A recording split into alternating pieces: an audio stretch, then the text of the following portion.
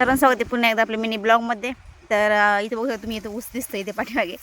तर ऊसाला खट्टा खायला आलो आहे आता, कारण ऊसाची सरी फोडायची ना, त्यामुळे. कारण कसं आता पाऊस उघडला आहे ना, एक 4-5 दिवस झाले पाऊस जरा उघडले, म्हणजे येतच नाही.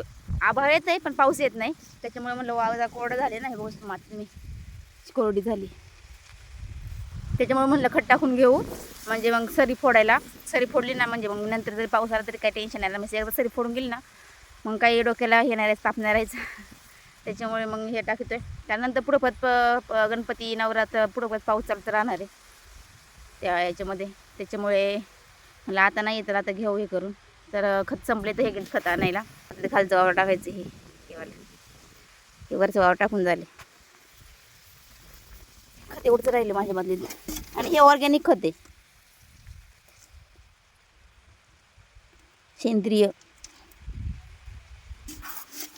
आणि हे सेंद्रिय खत आहे, तुम्ही बघू शकता, सेंद्रिय खत आहे एकदम. हे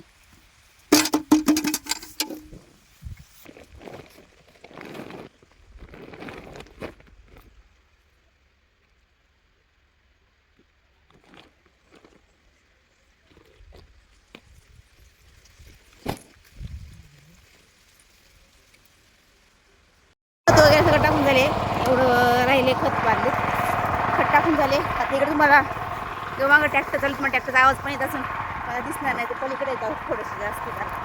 त्याच्यामुळे आता जरी काम झाले, गुन्हे वगैरे गोळा करतो आणि जातो घरी.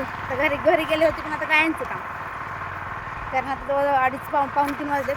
आणि 3-3:15ला कायांचं काम चालू होतात, 3:15-3:30 वाजेपर्यंत. आता गेले ठिकाणं झालं. गोण्या गोळा करतो.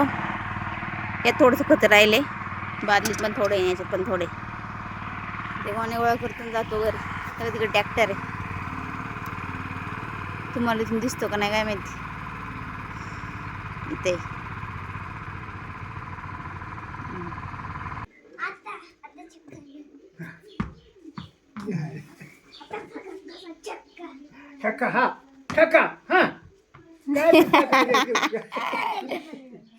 परत एकदा